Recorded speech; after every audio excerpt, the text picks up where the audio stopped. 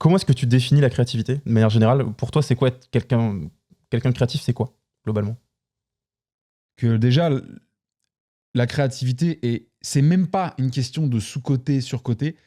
On est, je pense, encore à notre époque, c'est même pas qu'on est à côté de la plaque sur la créativité, c'est qu'on n'est pas dans la galaxie où il y a la plaque, tu vois, en termes d'être à côté. Parce déjà, on pense que la créativité est une compétence ou une capacité. Ce qui, pour moi, est déjà... de la manière dont je vois la créativité est lunaire. Mais ça sert à rien de rester dans ma posture de connard vertical qui dit c'est lunaire. Il va falloir que j'explique pourquoi je trouve ça incroyable. La créativité, si on prend d'abord une théorie un peu philosophique, de mon côté, moi, c'est quelque chose qui m'obsède. C'est vraiment une pièce à deux faces. C'est-à-dire qu'il y a l'aspect enviable et il y a l'aspect tu m'as pas vu faire des nuits blanches, tourner en bourrique, alors que j'ai un truc qui va déjà bien, mais j'ai 1 milliard d'autres idées que j'aimerais rentrer à la place de ce que j'ai fait. Enfin, il y a énormément de dark side à un vrai esprit créatif. La créativité, c'est, je pense que ça n'existe pas. La créativité, c'est un mot qu'on a mis quand on s'est retrouvé à observer des esprits inspirés, agir et faire. Je m'explique. La plupart des gens, pour faire, ils vont décider, processer, agir. C'est logique. Mais dans l'étape processer, ils vont essayer, je trouve, c'est pas forcément intentionnel, je pense même que ça n'est pas intentionnel du tout, même pas conscient, ils vont pragmatiser, le mot n'est peut-être pas correct, mais ils vont emmener leur intention, leur décision, leur objectif, leur projet dans quelque chose qu'ils maîtrisent et qu'ils peuvent toucher. Je veux... c'est les X ans de ma femme dans 2 semaines, je vais lui faire un album photo. Bon, je trouve des idées incroyables, mais t'as compris. L'idée au départ est très aérienne, intentionnelle, émotionnelle et tout. Et puis ça devient à un moment donné quelque chose à faire.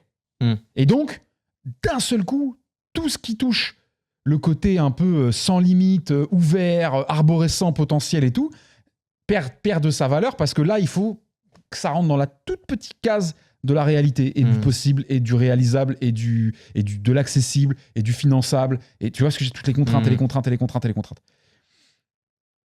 La créativité, c'est ce qui se passe quand un esprit fort ne veut pas dire brillant, fort veut dire fort, résistant. Tu vois. Quand un esprit fort fait entrer une idée dans la réalité en la déformant le moins possible, en trouvant des manières de rester fidèle à son idée. On dit même la contrainte est mère de créativité. Il n'y a pas de créativité sans contrainte. Je crois en cette phrase très fort. Si je te dis, écris-moi un film sur l'entrepreneuriat. Waouh, quelle contrainte. Je t'ai mis sur... C'est déjà une contrainte. Il y a 2 contraintes. Le format, sujet. On est sur une contrainte légère, tu vois. Mais en fait, il n'y a pas assez de contraintes. Tout ce que tu vas faire, c'est... Trop libre. Voilà. Entre guillemets, ouais. Mais tu vas me dire, mais en quoi c'est pas créatif que Thomas se mette à écrire, en respectant ton brief, un film sur l'entrepreneuriat? C'est pas créatif dans le sens où il n'a pas de challenge à surmonter. Il va aller créer tout simplement quelque chose. Et le problème, c'est que la créativité n'a rien à voir avec la création et avec créer. C'est la même étymologie, mais c'est pas parce que tu crées des choses que tu es créatif. Et là, on commence à faire réfléchir les gens qui nous écoutent. Tu es créatif parce que tu crées ce que tu veux créer malgré la réalité. Ou en tout cas que tu t'en approches, puisqu'en réalité, la réalité est... En général, la réalité est plus forte que toi. Mais c'est ça qui est beau, c'est qu'elle est plus forte que toi et tu vas quand même te battre avec. Si tu ne crées que ce que tu peux, tu ne crées pas ce que tu veux. Et là, on rentre dans un débat, mon ami, je suis désolé, mais ça va être un gouffre. Aucun créateur de contenu que tu ne connais n'est un créateur. Aucun créateur de contenu n'est un créateur. C'est tous des twerkeuses. Je suis désolé, pas tous, évidemment. La Crémousa, qu'on embrasse fort. Évidemment que c'est faux ce que je dis, c'est généraliste, mais tu vois où je veux en venir. Et enlevons les génies qui créent pour l'intelligence et la valeur et restons malheureusement dans nos périmètres et environnements entrepreneuriaux. Je pense qu'on peut même mettre de côté ceux qui essayent de créer. On peut pas essayer de créer. Non, ce que je veux dire, c'est que qui essayent justement de se battre avec le réel. Ah oui. Mais attends. Mais qui apprennent je vais à développer leur esprit créatif. Je pense que tu vas comprendre où je veux en venir, parce que peut-être que là, je me suis arrêté trop tôt pour que. Ouais, effectivement. C'est peut-être moi qui t'ai arrêté trop tôt. C'est une provoque, mais si je regarde ce à quoi j'ai accès, et que, en dépit de mon souhait, mon désir, ma volonté, mon inspiration, la flamme qui brûle, c'est peut-être fort, mais il y a vraiment des gens qui ont mal au point d'avoir besoin. J'ai jamais. Il y a pas longtemps, j'ai fait une story qui est passée complètement inaperçue. Je crois que je l'ai vu. En jouant avec une IA, on me voit sur une scène avec une guitare. Je l'ai vu celle-là. Moi, je suis guitariste depuis tout petit, mais personne ne le sait. À part ma femme et les gens avec qui j'ai joué. Et mon frère. Maintenant, tous les gens qui écoutent ce podcast. Tout le monde s'en fout, c'est pas mon truc. J'ai jamais eu velléité, à part quand on avait 12 ans au collège et qu'on a on montait le énième Guns N' Roses avec mes potes en pensant qu'on allait faire des scènes à 80 000 personnes. Finalement, ça s'est pas fait. Oui. La musique, moi, m'a aidé à sortir des trucs de moi qui me annihilaient ma vie. C'est-à-dire, et c'est propre à chacun, aucun jugement, aucune hiérarchisation. Je ne vais même pas développer de quoi je te parle, mais la musique, comme l'écriture pour d'autres, comme le sport, qui est moins créatif, mais il y a quand même l'accomplissement d'une performance, ou la peinture. Je veux dire, vous ne vous rendez pas compte que la plupart des œuvres qui vous subjuguent, on peut même aller jusqu'à, je ne sais pas si tu es familier avec ce qu'on appelle le syndrome ou l'effet le syndrome de Stendhal, qui est le fait d'être touché physiquement par une œuvre, tellement elle te... Stendhal a été exposé à je ne sais plus quel tableau, je crois que c'est un tableau, ça lui a provoqué quasiment un malaise, c'est pas une blague, hein, des palpitations, et une fois, hein, et on a appelé ça du coup le syndrome de Stendhal, parce que quand une œuvre en vient, au-delà de te tirer des larmes, elle te... Et c'est un truc que tu as déjà vécu, toi ? Moi, j'ai déjà vécu. Ouais. Ouais. Après, il faut... L'art, tu peux sauver la vie de quelqu'un en lui apprenant à arrêter de consommer de l'art. On consomme pas l'art. On s'incline et on goûte. On contemple. On expérimente l'art, en fait. Mais il faut l'expérimenter. Il faut seul. La seule chose pas seul, ça va être la forme live de la musique, qui est très intéressante à expérimenter à plusieurs. En dehors de ça, l'art, c'est toi et toi. Et l'œuvre. Les autres, c'est que de la pollution. Ça ne sert à rien. Quand tu consommes l'art, essaye d'avoir l'espoir que ça te fasse quelque chose.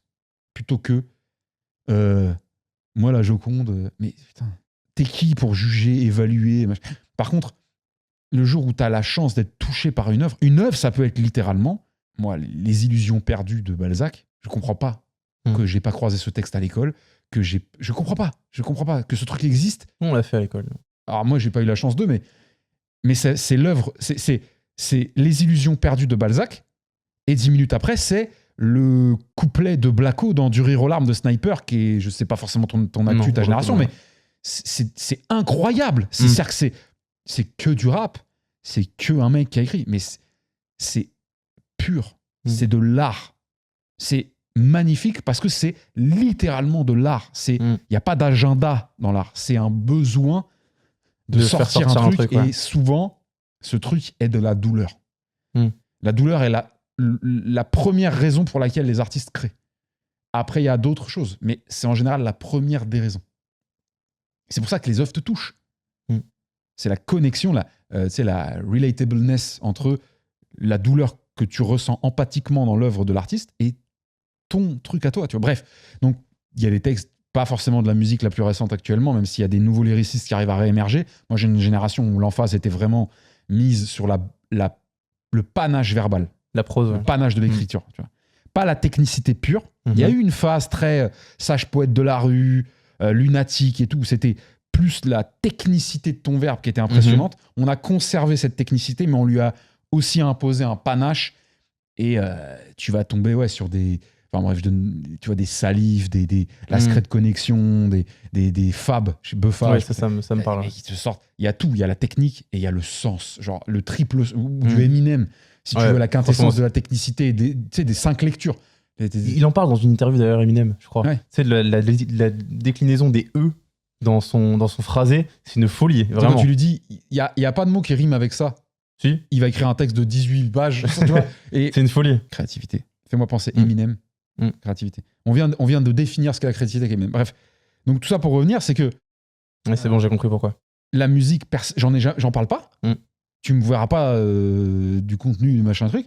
Et pour autant, je parlais de flamme tout à l'heure, moi, la manière que j'ai eue, maintenant c'est beaucoup moins le cas, mais de sortir ça, c'est la musique. Donc, ce que je veux dire, c'est que vous voyez pas forcément la zone de créativité des gens dans ce qu'ils partagent eux. Pour revenir après cette digression un peu, qui n'a pas forcément été hyper utile, mais...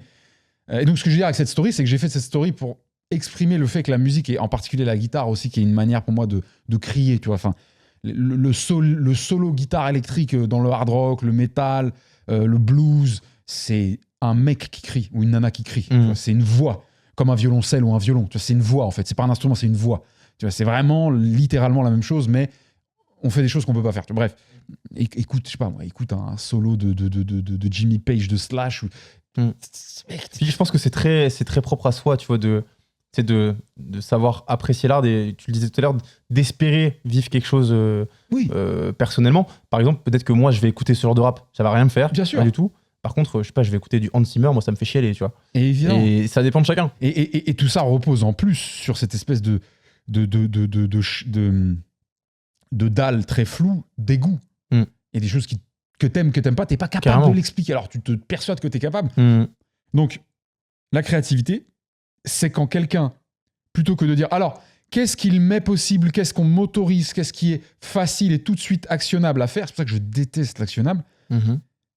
Et donc, je vais faire un truc, je vais créer un contenu. T'as créé que dalle, enfoiré. Et c'est exactement pour ça qu'on a créé la communauté Créapreneur. Cette communauté, elle est gratuite, elle se trouve sur Skool et elle vous propose des ressources qu'on met nulle part ailleurs, des lives chaque semaine, des entrepreneurs qui réfléchissent et qui avancent comme vous, et un accès direct à moi ainsi qu'à mon associé Charles pour toutes vos questions, tous vos besoins, tout ce qu'on peut faire pour vous aider. Parce qu'évidemment, toutes ces leçons n'ont aucun intérêt si elles sont juste écoutées seules dans votre coin, devant votre petit carnet. Ce que je vous recommande, c'est de les confronter au monde extérieur et notamment à des personnes qui comprendront ces sujets comme des entrepreneurs. Le lien est en description, c'est gratuit. À l'heure où je tourne ce podcast, on est plus de 100 membres. Alors si ça vous intéresse et que ça peut vous servir, eh bien rejoignez-nous, arrêtez d'avancer seul. La créativité, c'est je m'appelle qui tu veux, je suis un petit de 13 ans qui a décidé qu'il allait percer dans un nouveau style qui merge un peu en fusion rap rock. Tu vois, un peu à la Walk This Way, Run DMC, Aerosmith. FX ou... voilà, exactement. Je sais pas trop. Je suis pas très fort en musique sur ordi. Bon, c'est la merde. J'ai pas les moyens de faire ce que j'ai dans la tête. Je vais insister dans ma vision, perdre des morceaux, perdre des bouts de ce que j'ai en tête parce que pas le choix, mais je vais pas me laisser contraindre par les limites. Et ce qui va en sortir va être une vraie création parce que sur le chemin, je vais me retrouver face à un obstacle et pour le passer, je vais inventer, même si des gens l'ont peut-être fait avant moi, quelque chose qui va être nouveau pour pallier à, par exemple, en jiu-jitsu, un des plus grands maîtres qui existent, qui a la particularité d'être le cousin de la famille fondatrice des Gracie, donc qui a fondé le jiu-jitsu brésilien, donc Jean-Jacques Machado, qui est un des plus grands maîtres qui existent. Il est né avec une main, un défaut génétique, il a une main où il n'a pas cette partie-là. Donc il a que le pouce et le moignon. Okay. Il est black belt au plus haut niveau de jiu-jitsu. Il a gagné les plus hautes compétitions du monde parce qu'il a été obligé de développer un jeu en surpassant la contrainte. Et donc son jeu, étrangement, il est créatif. C'est ça la créativité. La créativité, c'est pas de faire des choses, c'est d'empêcher la réalité et ses contraintes, surtout pas celles que vous vous mettez à vous, mais les contraintes que les instruments, la physique, le temps, les autres, la pression, les enjeux, les incentives vous mettent, d'empêcher tous ces démons de trop prostituer, déshabiller, dégrader, transformer, annuler l'idée que vous aviez. Un homme et une femme, un esprit fort, un esprit créatif, c'est un esprit qui est plus fidèle à son idée qu'à ce que la réalité lui permet. Quitte à se détruire dans l'action. Tu vois ? Donc, être créatif, c'est pas créer des choses, mais on crée des choses parce qu'on est créatif. Les gens qui font des choses et ont l'impression d'être des créateurs, c'est intéressant comme parallèle. Ça n'est qu'un point de vue. C'est faux d'un point de vue. C'est que moi qui en dis ça. Alors, d'ailleurs, un autre point, un autre sujet que j'aime bien aborder, et on reviendra juste après la créativité parce que j'ai plein de trucs à dire dessus, c'est ce que tu viens de dire, c'est ta vérité. Et ça, j'aime beaucoup le fait que tu le précises. Et c'est pour ça qu'elle s'écoute. Et voilà. C'est-à-dire que monde. Les gens qui nous écoutent et qui disent, lui, il considère que c'est la vérité de manière générale, absolue, universelle. Non. En fait, foncièrement, l'intérêt d'avoir un avis, c'est que, il est ouvert à ce qu'il soit modifié, à ce qu'il soit interrompu, contredit. Il est fait pour. Il est fait pour. Et c'est hyper intéressant. Je veux dire un truc pour ton audience. Parce que tu m'as l'air assez qualitatif quand même, donc je pense que ton audience peut pas être constituée de gens alors c'est pas un jugement, mais à 22 de QI qui goûtent des feutres, comme on dit. Je vais même pas le faire en indirect, je vais le faire en frontal.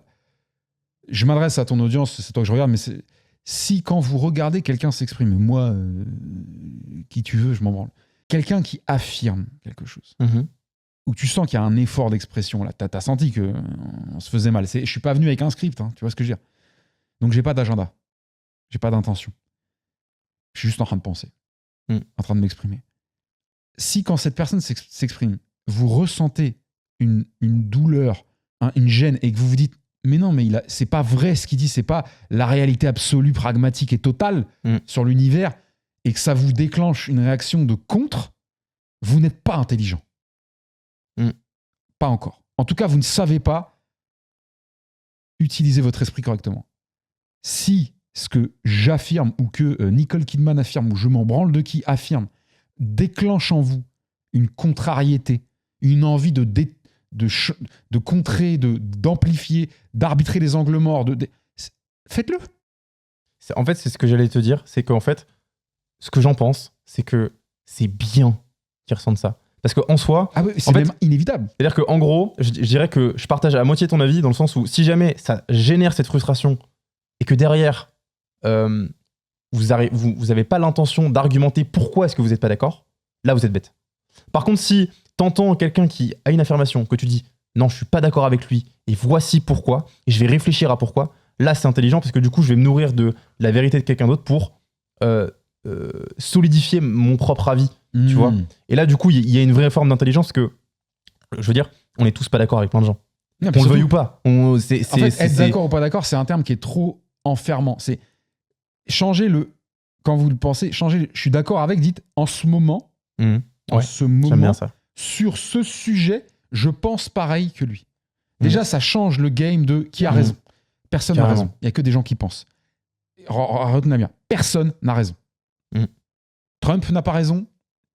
Il y avait des indices. Einstein n'a jamais eu raison. Le premier mec qui l'a dit, c'est lui-même. Genre, rendez-vous compte. Alors, avoir raison, déjà, ça veut rien dire. Tu vas avoir raison, à la rigueur, 20 minutes. Tu vois où évidemment, tu vas dire, ça, c'est une table. Oui. Donc, si je dis ça, c'est une table, j'ai raison. Oui, Timothée, oui. Mais là, excuse-moi, on ramène le débat à l'état d'une existence. Même pas sûr. Mais tu vois où je veux en venir, c'est que bien sûr. Avoir raison et la volonté d'avoir raison, c'est l'apanage des idiots.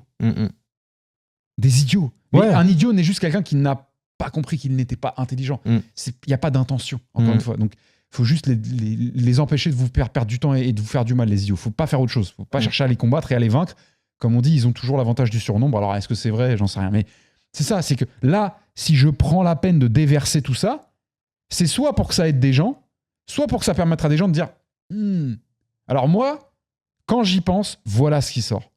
Imagine si 200 personnes font ça sur un sujet vital et utile à l'humanité et qu'on conglomère tout ça, on agglomère tout ça, on essaye d'intelligemment arbitrer un petit peu les hauteurs et les redondances, les confusions et les divergences, mais on arrive avec un truc. Les gens, l'intelligence collective, les gens ils pensent que l'intelligence collective en start-up d'enfoirés financée par la BPI à Paname en coworking, c'est d'aller faire un brainstorm de 20 minutes debout. Parce que dans la Silicon Valley, ils font debout les réunions. Et faire un post LinkedIn pour dire que tu fais des réunions debout dans la Silicon Valley. Là c'est de la création. Là. Ça c'est créer, ça, tu vois. Non, c'est brasser de l'air. Parce qu'on était plusieurs dans la pièce, c'est de l'intelligence collective. L'intelligence collective, c'est ce qu'il sort comme idée du mariage, de la confrontation et de la conjugaison de plusieurs idées naissant d'esprits différents sur le même sujet. Ça demande un travail, une humilité et une acceptation une acceptation des autres tout en restant souverain, fier et dans son honneur intellectuel. C'est pas parce que tu t'ouvres aux autres que tu pisses sur ton avis et sur ce que tu as pensé. C'est hyper important. Altère, augmente ou change ce que tu as pensé, mais c'est et que c'est sincère, mais super, mais ne le fais pas sous prétexte que... Il y en a beaucoup qui font ça. En tout cas, qui font genre, tu sais, qui changent leur point de vue parce que leur interlocuteur a dit ça. Et en vrai, tu sais qu'intrinsèquement... Ouais, t'es pas d'accord. C'est pas vraiment vrai. Bon, voilà. Non, mais je partage l'avis. Et en vrai, le sujet est non seulement passionnant, mais utile. Parce que, tu vois, on parlait de l'audience. Ouais. Je pense que c'est aussi des gens qui, potentiellement, sont intéressés ou s'intéressent à l'entrepreneuriat, d'une manière ou d'une autre. Et cette capacité à ouvrir son esprit, c'est probablement le point un peu de base. Tu vois, j'appellerais ça comme ça, même si c'est pas très français. Ton esprit, il est ouvert. C'est quel effort tu mets à empêcher quoi que ce soit de le toucher. Ouais, c'est ça. Oui, il est ouvert de nature, mais c'est effectivement la barrière que tu as envie de foutre dedans. Tu vois. T'es là, hop, j'affiche une image qui est forte en sens, en information. Ton esprit, il n'a pas d'autre choix que de le prendre. Ce que les gens appellent l'ouverture d'esprit, c'est surtout l'absence du comportement bête qui, aujourd'hui, consiste à cacher l'image. Penser qu'empêcher quelque chose d'entrer, c'est avoir raison. Ou être loyal. Ah oui, ça c'est Paul Graham. Paul Graham, fondateur de Y Combinator, qui est certainement le mec que je cite le plus dans les podcasts, mais littéralement, qui est un génie de notre époque. Allez lire ses essais. Ouais, il est excellent. Allez lire ses essais. Si vous me croyez pas, allez lire un essai de Paul Graham. Mettez un stabilo. Alors, imprimez un essai de Paul Graham, c'est pas long. Mettez un stabilo à côté. Essayez de vous empêcher de surligner un truc. C'est impossible. À toutes les lignes, il y a une punchline. À toutes les lignes, il y a un truc qui te fait... Folie, Paul Graham dit, à l'inverse des gens, les idées et les projets n'ont aucunement besoin de fidélité ou de loyauté. Vous n'avez aucune loyauté ou fidélité à avoir avec vos idées, envers vos projets. Ça, c'est votre propre connerie interne qui vous fait croire que si vous changez d'avis ou de projet, vous retournez votre veste, vous êtes... Le nombre de gens que ça handicape, ça, mais... Ouais, c'est une folie. Mais ouais. Quelqu'un qui pense pareil pendant 30 ans est forcément con. Dans le monde dans lequel on vit, là, il y a d'autres époques, il n'y avait pas l'information qui circulait, il y avait des contextes démographiques, géopolitiques très peu mouvants. C'était pas incroyable de penser la même chose toute ta vie. Là, tu me dis que tu penses la même chose de tes 16 ans à tes 46 ans. C'est quelqu'un d'absent, je pense, surtout. Quelqu'un qui n'est pas là, en fait. Tu vois, ah oui, qui subit la vie, quoi. Oui. Il la voit passer. Elle défile, en fait. De dire, il est absent. Il est pas là. Genre, il est pas dans la vie. Je sais que t'as fait plein de petits boulots. J'en ai fait plein aussi. Et je me suis rendu compte que, tu sais, quand t'as raison de ouf. La vie, elle file dans ces boulots-là, tu la vois pas passer. Genre, moi, je me suis dit, putain, j'ai fait 3 mois là. Il y a des gens, ça fait 20 ans qu'ils sont là. Ouais, t'as tellement raison. Ils sont au même endroit. Et en fait, ils sont absents. Ils sont absents dans l'idée, ok, je prends du recul. Est-ce que c'est vraiment ce que je veux? Ils se posent pas de questions. Ils sont avec les mêmes personnes. Ça fait 20 ans que tu as la même équipe de 20 personnes. Hein. Et en fait, ils sont vraiment absents dans le monde en mode je vais changer quelque chose, je vais faire un pas différent, je vais prendre un risque, je vais ouvrir mon langage, ma culture, aller dans d'autres endroits. C'est des gens qui ont voyagé 3 fois dans leur vie. C'est des gens qui ont rien tenté de faire, tu vois. Mon grand-père, par exemple, il était agriculteur. Il aimait profondément là où il était. Mais en fait, il a voyagé. Alors qu'il a vécu 1 semaine de vacances par an. Chaque année, il voyageait. Il avait qu'une semaine, il pouvait pas faire autre chose, il avait ses vaches, ses trucs. Quand il voyageait, qu'il devait faire bien. Mais il lisait des livres, c'était une des personnes les plus cultivées que je connaissais. Quand il regardait la télé, il avait toujours un esprit critique. Il essayait de rencontrer de nouvelles personnes. Ce que je veux dire, c'est que peu importe la réalité, peu importe l'époque, en fait, on peut être absent ou pas, et qu'en fonction de ça, effectivement, il y a ce côté-là de ouverture d'esprit, on en parle un peu comme ça. C'est, tu vois, on parlait de lâcheté tout à l'heure, je pense que cette barrière-là, c'est une forme de barrière de lâcheté, dans le sens où j'ai peur que cette nouvelle info, ce nouvel élément, remette tellement tout en cause, dans mon avis, dans mes opinions, dans ma vérité, que ça remette tellement tout en cause que je sois plus sûr de rien. Et ça fait peur, en fait. Alors qu'au contraire, ça devrait être génial de se dire, bah justement, c'est perpétuellement une nouvelle découverte, une refonte de ce que je fais, de ce que je pense, de ce que je fais. Mais t'as des gens qui ont peur de ça, et qui du coup préfèrent être absents, mettre des barrières tout le temps. Genre, limite, ils voient l'info, voilà. C'est ça. C'est le réflexe automatique face à la nouveauté. Tu vois. Et ça fait peur. C'est Fabien Bizet qui citait Nietzsche là, il n'y a pas très longtemps dans un format avec Théo Lyon. Il disait, oui c'est Nietzsche je pense, c'est les certitudes qui nous détruisent beaucoup plus que les doutes. D'ailleurs j'ai une citation là-dessus, justement on parlait de la créativité, c'est Eric Fromm qui dit « La créativité demande le courage de se détacher des certitudes ». C'est complètement ça, tu vois. C'est totalement ça. C'est totalement ça. Un petit truc de ce que tu m'as fait popper, on parle de voyage. Alors moi j'ai pas beaucoup voyagé dans ma vie. Moi encore moins, pour plein de raisons. Mais on va éviter de se plaindre. Oui, on va peut-être pas se plaindre. Parce que voilà, on s'est compris. On ne peut nier que le voyage est une voie d'enrichissement intellectuel et culturel incomparable pour la plupart des gens. Ça demande énormément de recul, mais il est presque aussi impactant, si on le fait avec sincérité, de voyager, même non physiquement. Si vous voulez voyager au Japon et que vous n'en avez pas les moyens physiques, il y a un ticket d'avion que vous pouvez vous payer immédiatement qui s'appelle un livre, qui peut être un roman de voyage. Sache que les gens ont tellement pris l'habitude dans les grandes époques où l'informatique n'existait pas, l'information était physiquement quelque part ou n'était pas, on écrivait sur nos voyages. Et donc des gens qui n'avaient pas des postures d'auteur, de romancier de base très exprimées, se sont retrouvés à être d'excellents romanciers ou écrivains parce qu'ils documentaient leurs voyages qui, eux, en eux-mêmes étaient des expériences de folie. Mais c'est pas c'est pas l'auteur l'expérience, c'est le voyage. Et ce que je veux dire, c'est que je parle à la nana ou au mec qui nous écoute, qui est dans un contexte familial, financier, géographique, qui ne lui permet pas le luxe de voyager. Va acheter un livre. Tu peux voyager. Ce que je dis, c'est, mais t'as pas idée du premier degré que c'est. Le livre te permet de faire une chose que l'avion ne te permettra jamais. L'avion te permet de voyager dans l'espace. Alors l'avion, le train, le machin. Le livre te permet de voyager dans l'espace imaginaire, mais dans l'espace. Hein.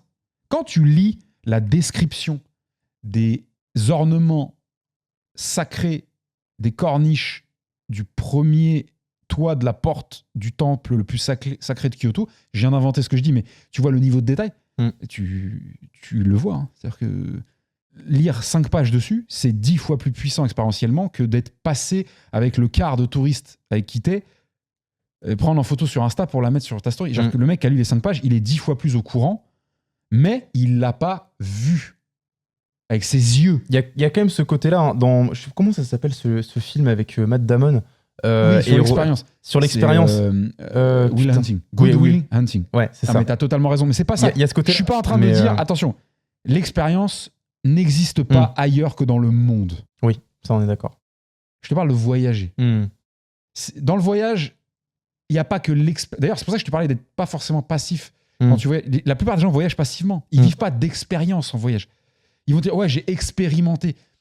Oui, mais quelque part, t'en sais pas beaucoup plus. T'as pas retenu beaucoup plus de choses. Le mec, il vient vraiment avec l'envie de s'immerger. Évidemment que lire un livre, ça va. Mais le tocard qui a mis ses 2 semaines de CP sur un voyage au Danemark, il lit 3 livres sur le Danemark, il en sait 3 fois plus que ce qu'on voyage lui a permis 2. Tu vois.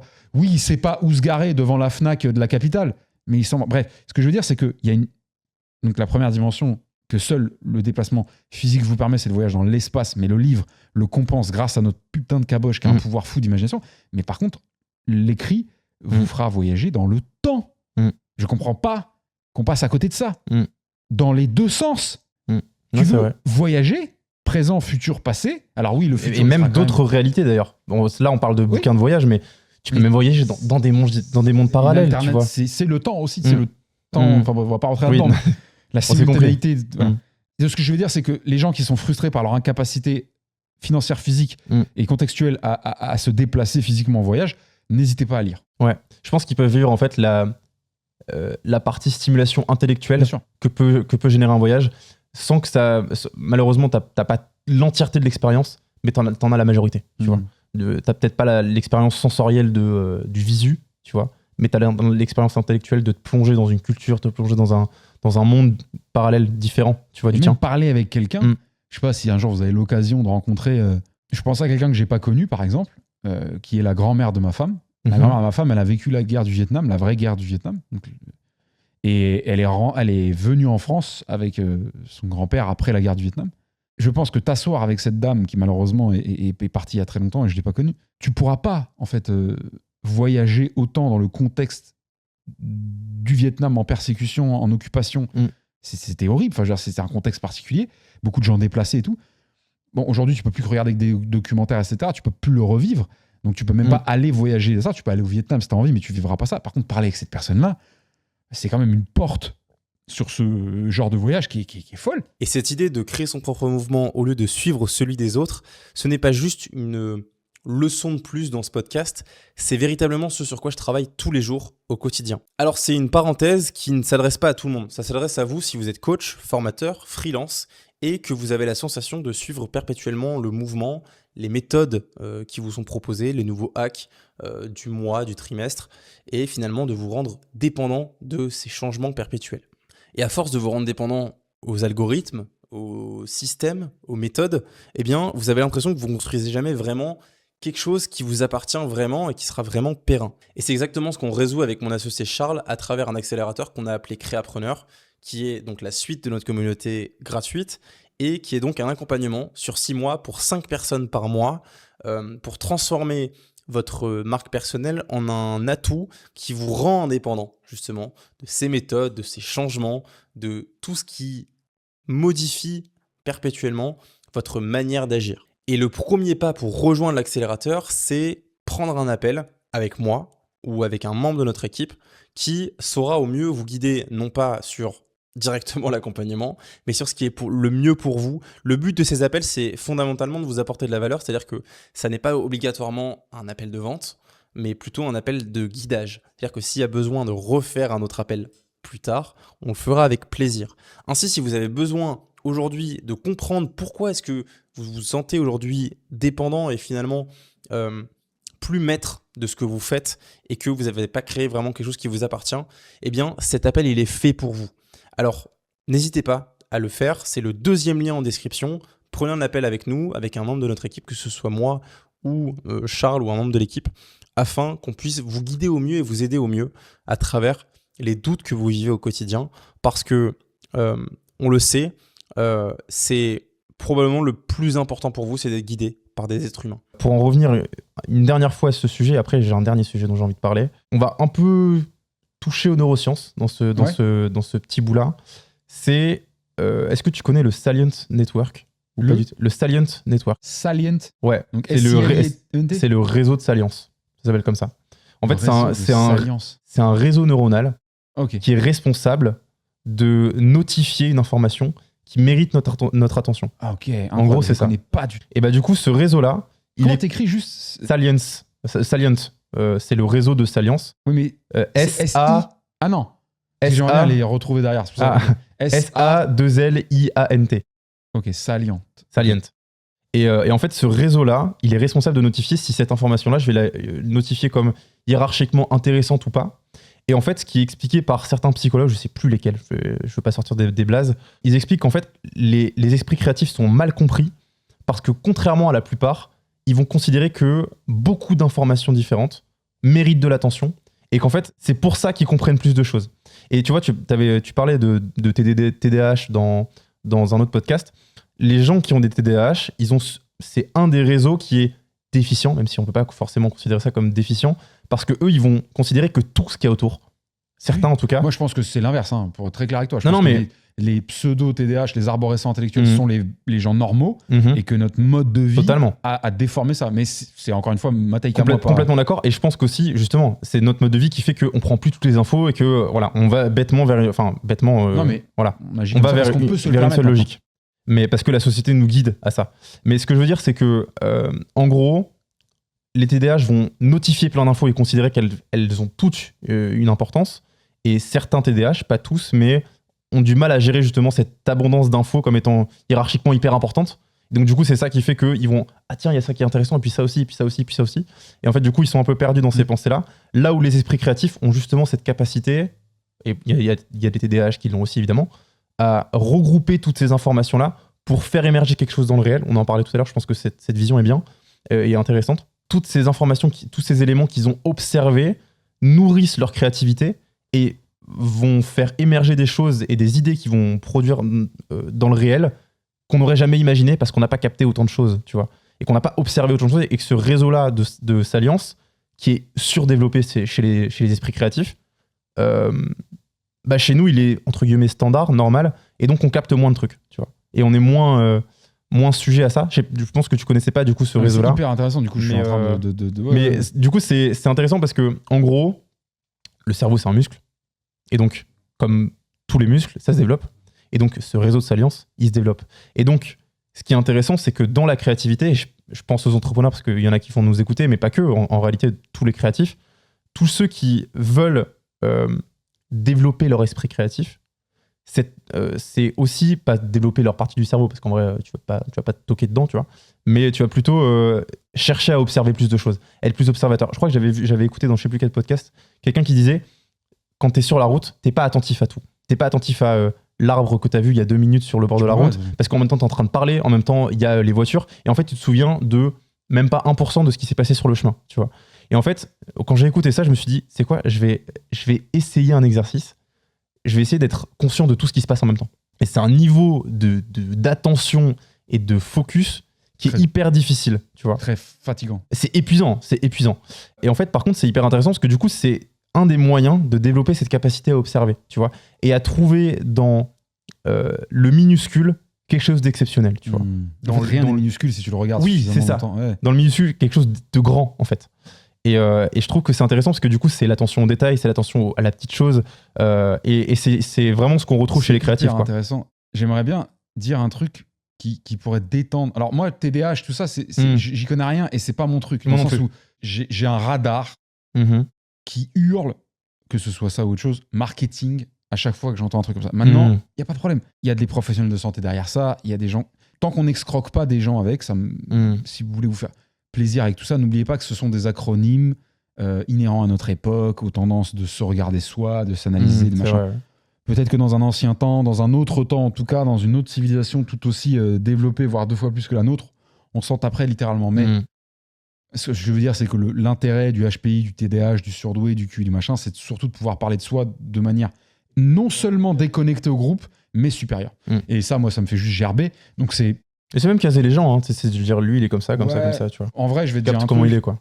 Les 3/4, pour pas dire l'écrasante majorité, des gens qui manipulent le terme TDAH sont des gens qui veulent mettre en valeur le terme pour eux-mêmes être mis en valeur. Et c'est une phrase, c'est marrant, j'ai sorti cette phrase-là à Jed, mon pote Jed, que j'embrasse, avec qui je fais beaucoup de formats il y a pas longtemps. C'est une phrase qui vient du film Las Vegas 21. Je connais pas du tout celui-là. Film dans lequel un génie des mathématiques en cours d'études est repéré par un prof comme étant brillant intellectuellement. Or, ce prof a une fonction officieuse la nuit, entre guillemets, le week-end plutôt. C'est qu'il a monté une petite équipe de petits génies et ils partent à Las Vegas tous les week-ends tricher dans les casinos au blackjack en comptant les cartes et en développant des systèmes mathématiques leur permettant d'engranger des gains. Et donc, notre personnage principal, qui à la base est un étudiant geek, nerd, ultra chevronné dans ses études et qui est en train d'accomplir un peu un projet d'études de ouf à présenter à un énorme concours entre geeks du même genre avec ses potes, bah, il finit par lâcher ses potes qui, eux, comprennent pas la trahison, entre guillemets, parce qu'ils sont pas dans le truc. Et ils s'embrouillent à un moment donné parce qu'eux, ils veulent lui dire, mec, le concours, c'est dans X temps, t'es pas là, on prépare, tu sais, un peu comme si t'allais pitcher ta nouvelle boîte à une levée de fonds et ton associé vient pas. Et il dit un truc qui, en plus, est horriblement vrai dans le film, mais dans le film, il s'est considéré comme la mauvaise foi, mais ça vient résumer ça. Il dit, vous êtes juste en train de donner de l'importance à des choses pour qu'elles vous en donnent par la suite. Et pour moi, le TDAH, le HPI, tous ces trucs-là, sauf quand ça permet de préserver un enfant d'un mal-être contextuel scolaire vraiment trop important et de ne pas trop lui faire perdre de temps, mais il faut que ce soit genre diagnostiquer sa mère, tu vois, genre il n'y a pas un doute sur le fait que le gars il est pas comme les autres. En dehors de ça, pour moi c'est juste un automassage, un automarketing. C'est-à-dire, on va monter l'importance du TDAH, de ce que tu... Je sais que je me fais des ennemis et que je dis peut-être des énormités d'un point de vue médical. C'est pas grave parce que je suis pas en train d'essayer d'argumenter ma version des faits médicaux et scientifiques. Je suis juste en train d'exprimer comment moi, en tant que personne qui en a rien à foutre, je vis l'ambiance depuis 4-5 ans. Tout le monde est HPI, tout le monde est TDAH. Et tout le monde a même une particularité. Hein. Non mais voilà, tout le monde a un truc. Tout le monde est au-dessus. Je pense pas l'être. Par contre, moi-même ne pensant pas l'être, je me retrouve, et tu le sais, régulièrement dans des conversations en face de quelqu'un où le but du jeu, c'est quand même d'aller boxer un peu intellectuellement et tout. Je ressors rarement en disant « Waouh, quelle divergence intellectuelle !» tu vois. Et ça veut pas dire que je ressors en me disant « Quel con !» mais je ressors rarement choqué de la conversation que j'ai eue avec un « Bah lui, c'est sûr qu'il... » Et puis surtout, TDAH, en quoi c'est valorisant Le mec, ça veut juste dire qu'il est tellement victime de son arborescence de pensée qu'il peut perdre le fil.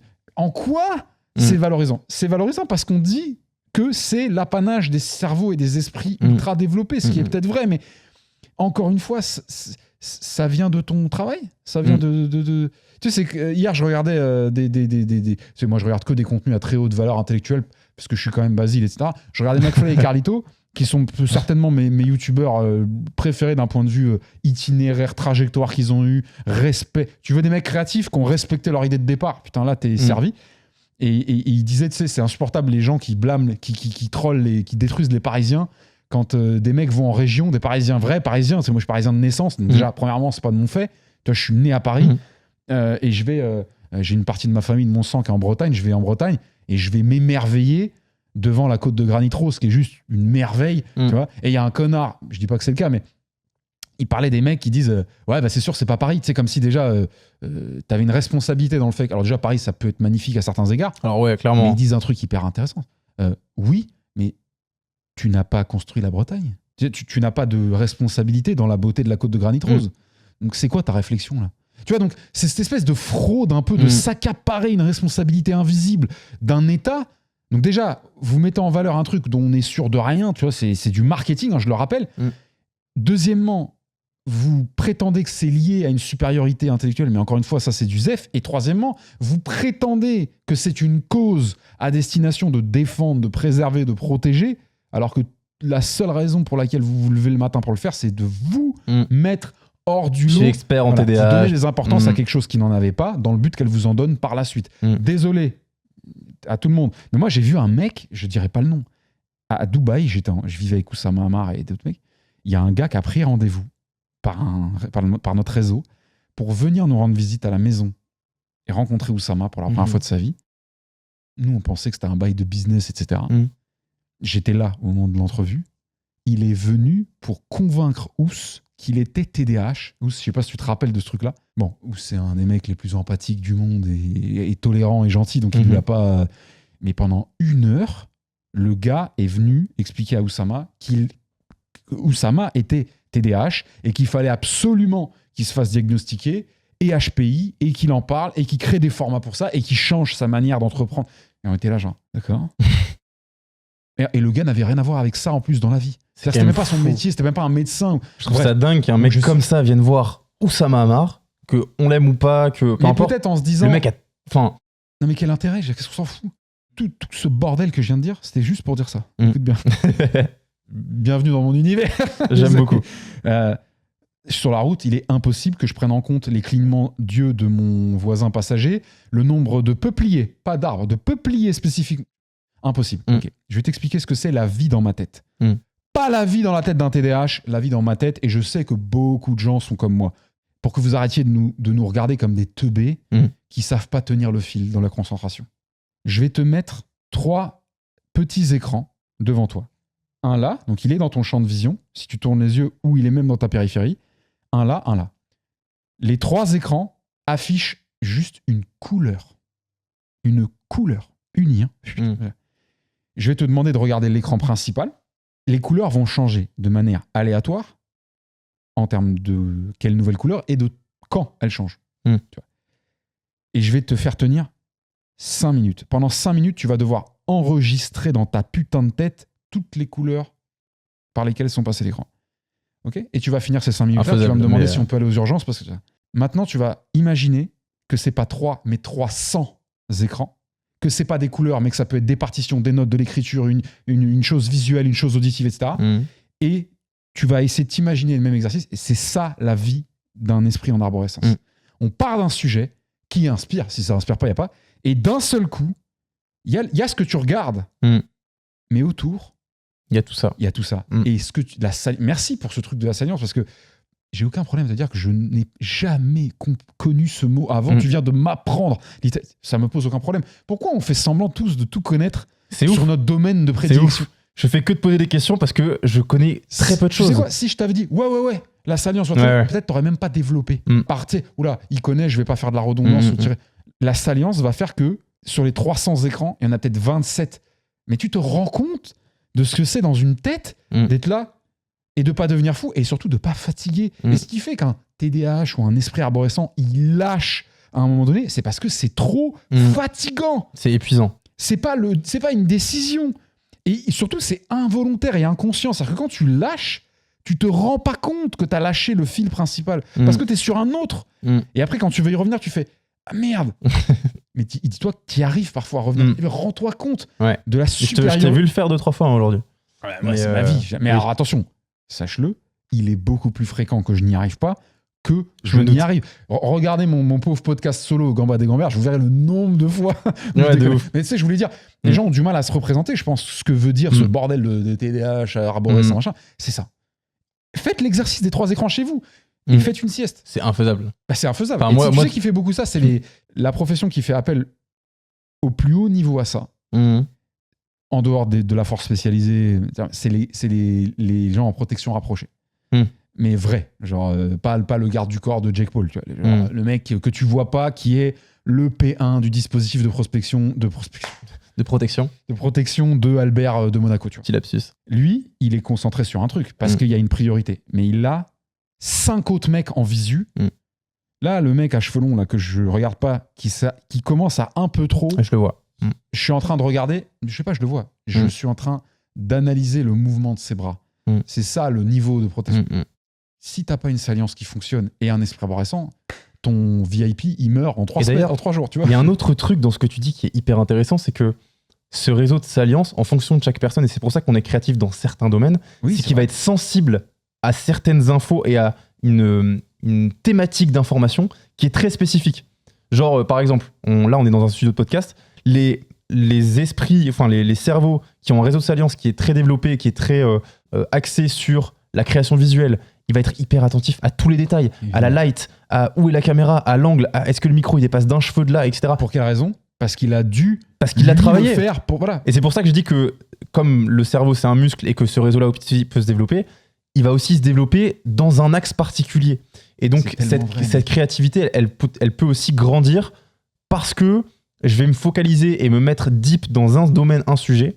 Et donc ce réseau de salience-là, il va se diriger vers celui-là. Tu vois. C'est clair. Donc du coup, la créativité peut aussi grandir et mettre du temps à être, à être exceptionnel. Genre, je sais pas, les plus grands artistes, peut-être que Picasso, tu vois.